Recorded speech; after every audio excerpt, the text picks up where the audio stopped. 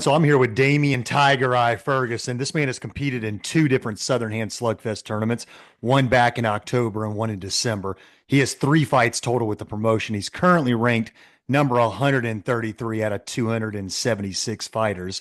And I'm proud to announce he will be coming back for his third tournament at Southern Hand Slugfest 14 Survival of the Fittest on March 1st. Damion, how you doing, man? Great to have you. I'm glad to be here. I'm feeling good. Awesome, man. Uh, So I always like to ask guys this question, man. What got you in? What got you interested in competing and wanting to train and you know step through the step to really step into the gym in the first place and just take that leap. That's a big leap, man. Walking into a public gym for the first time. So what motivated you to do that, whether it be as a kid or something recently?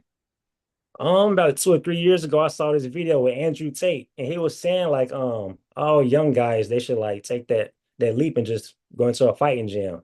Yeah, It's important to know how to fight, defend your family, defend yourself when it comes down to it. At the end of the day, you gotta know how to defend yourself. yeah. So it made me join a fighting gym, and I've been doing it ever since.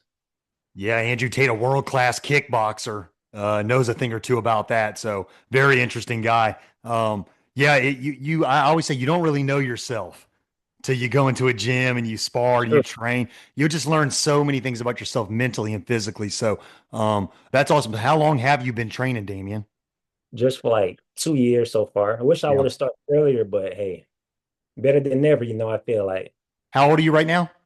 24, be 25 in March. Oh man, you got plenty of time. You ain't even hit your prime yet, man. Trust me. You got Yeah, yeah, plenty. Yeah. Yeah. yeah, I heard it, yeah. And it's about quality years, not just how many years. You know what I mean? I know you wish you would have started earlier, but Yeah, it's how you go about day to day and try to get better each and every day. Some guys, unfortunately, I've seen it so many times. They've been training for 10 years. They haven't gotten any better. That's just kind of who they are. Same training partner, same habits, same tendencies, same mistakes, same everything. So, what is your trajectory, regardless of how long you've been training, is really important too. And surrounding yourself with killers, as I'm sure you do. Where do you train, Damien? absolutely. I'm training out of American top team in the Bill. Yep. Yep. So Very reputable gym. Yep. I'm surrounded by killers. So yeah, Yeah, no yeah, doubt. Great gym. A lot of local badasses train there. So that's yeah. definitely iron sharpening iron going on there. Most That's awesome, man. Hey, how'd you first hear about Southern Hand Slugfest? I interviewed Angel, your buddy Angel Garcia, yesterday. I asked him that question, and he said you. So I'm just following up the chain. Well, where did you hear about it first? well, a guy that used to go to the gym. I hate that I can't think of his name right now, but you may know him. He used to play with the Sea Wolves. He probably still does in Biloxi. I can't think of his name. You must be talking about Lucas Helen. Lucas, yeah, yeah, Yeah, Lucas. yeah, I saw him made a post on Facebook, and I was like, I can do the same thing that he just did. So yep, that's what I invite you, and I say, hey, I want to sign up for the Slug Fest. yep. Halloween Haymakers, that's where it was. That's That's right on right, the man. Yeah. Damien, you're yeah, great about creating these flyers and this art, man. I always give you props, man. You're great at that. You did the Halloween themed ones and the Christmas ones, man, and some good stuff, some good content. So very talented. That's better than I can do. So I appreciate you always taking that extra step in creativity. It goes a long way, man, and it doesn't go unnoticed. So I appreciate that. Yeah, man. Yeah, Lucas was good. He fought at Event 11, Patriotic Pugilism. That was our kind of like our July 4th themed event. He did really well. I heard he got traded. He doesn't play for the Seawolves anymore, and he's somewhere up in Tennessee right now. So okay. I try to stay in touch with everybody, but I ain't heard from him in a couple of months. But that's what I heard through the grapevine that he got traded. Oh, So yeah, you signed up for that first tournament in October, man. And you prepared for it. You walked through the venue doors. That was October 26th of last year. What was going through your head, man? It's 2, 3 p.m. on fight day. You walk through the doors. You start seeing other competitors pile up for weigh-ins and medicals and all that. What was your mentality, man, right before the calm before the storm, I should say? well, I thought that hey, there's no turning back now. I got to go out and show out, and that's what I did. I slugged it out. I felt like the best that I could, and I feel good about it. Yeah. Yeah. Yeah. Great first tournament. You went 1-1. I liked your first fight a lot. You fought a very good dude. Dylan Shipton, the Asian sensation. He knocked you down in the first 10 seconds. You Yeah. rallied back and won the fight. That was awesome, man. So Yeah. I was, in that rules meeting, I told you when that bell rings, the guy's coming across the ring to get you. You're going to see what I mean. So, and that was the Exactly. example of that. Damion was down in the first 10 seconds. He got up, and I think he won just about every exchange over the next 3 rounds. You really put your foot on the gas there and turned it up. It's just that kind of pace fight. Talk me through that experience, being down, getting up, and then winning the fight, getting your hand raised. That's got to be a pretty good feeling, man. It is. It is. It's a good feeling. Like I couldn't back out. I had Yep. to prove myself. Then I had to get back up and prove myself. So I couldn't just back out of it. I had to go all out.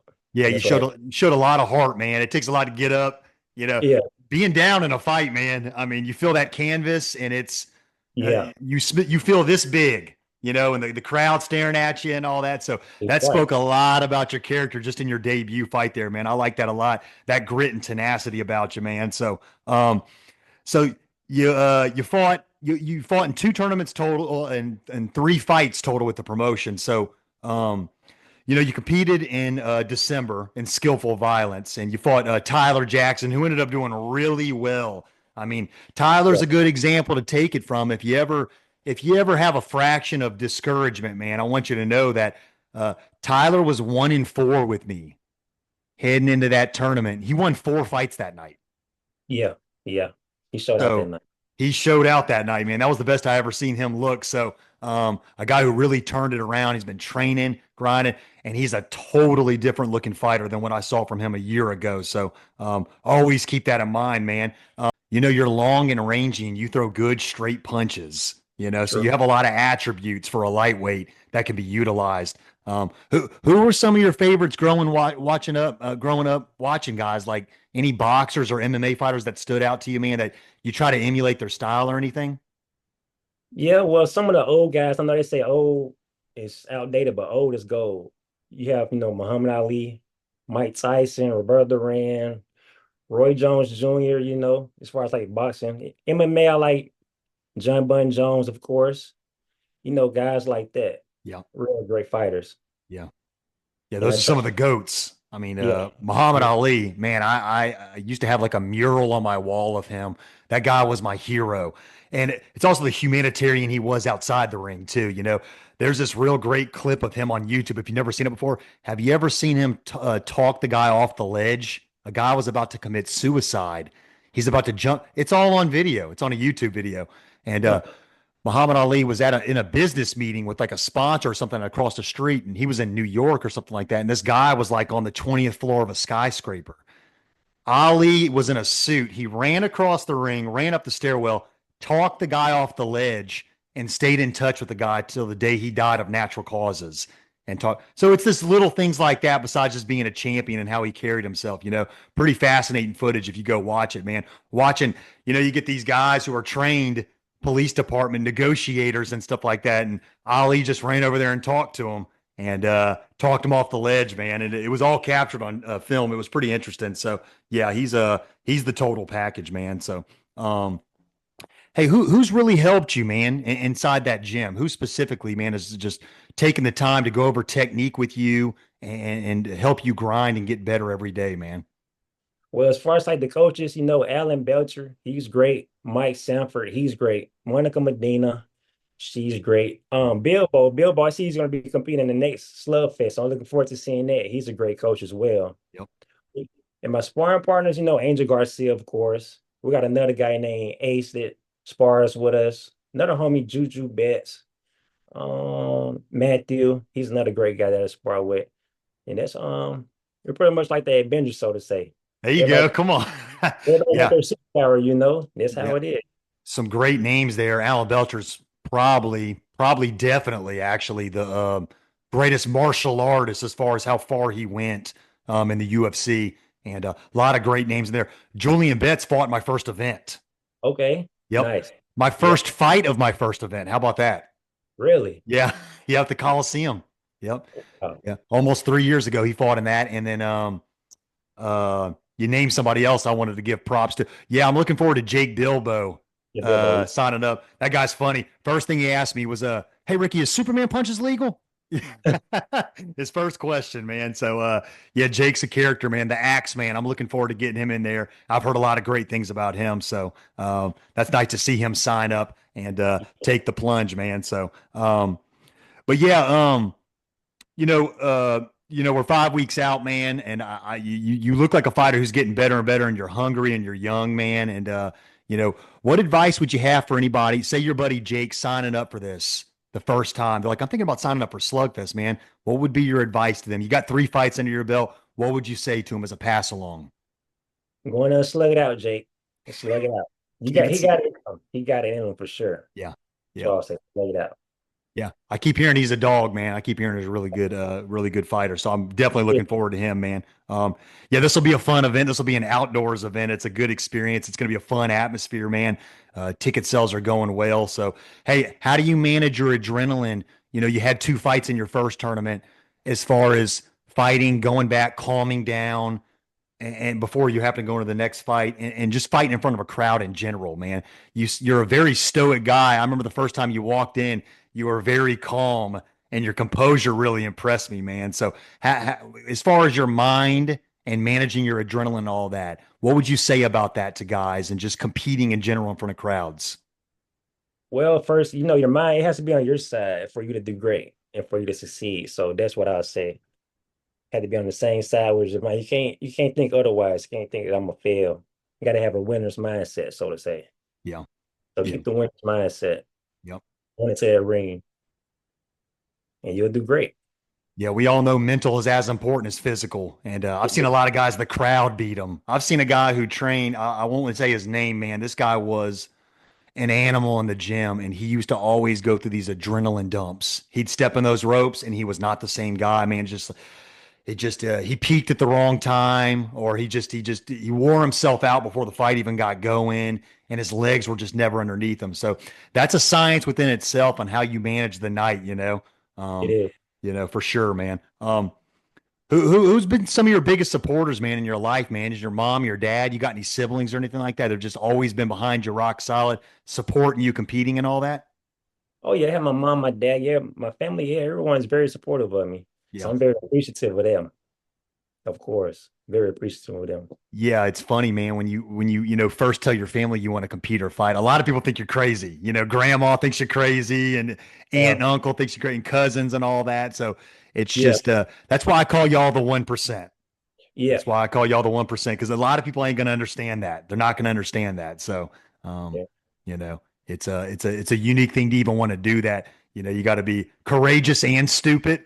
You know what I'm saying to a degree, and to step in this, man, I can't give y'all props enough. That's why I really at the end of the day, I'm really not that worried about results. It's about growing as a fighter and growing as a person. And personally. yeah, honestly, that's really what it's about, man, and making connections and stuff like that. And but yeah, man, that's great. I'm glad your family's behind you. That's not always the case. Some people, I've actually gotten messages from people's mama asking me to take their son out of the tournament and stuff like that. Because I said, don't do that to that man. He's excited about competing, and he needs your support. So I've had family members reach out to me trying to pull guys out of tournaments and stuff. So that's good to hear your family's completely behind you, man. Yes, sir. Of Yeah, for course. sure, man. Yeah, so March 1st, Southern Hand Slugfest 14, Survival of the Fittest at the Jackson County Fairgrounds, 2902 Shortcut Road. And the doors open at 4 p.m. and the first fight's at 5:15. Food and drinks on site, all ages welcome, and as always, knockouts guarantee. Damion, what should we expect from you in your third tournament, man? Walking in that ring, we're 5 weeks out. What exactly why should people come watch you? I'm slugging it out. I'm gonna try and duplicate my first fight. That's what I'm gonna try and do. I'm duplicating that. Yep. Yeah, Throwing in. go hands, man. Go in there, have fun, and you'll never regret that. Putting it all out there, you'll never regret that. So, in closing, anything else you want to say, man? I appreciate your time.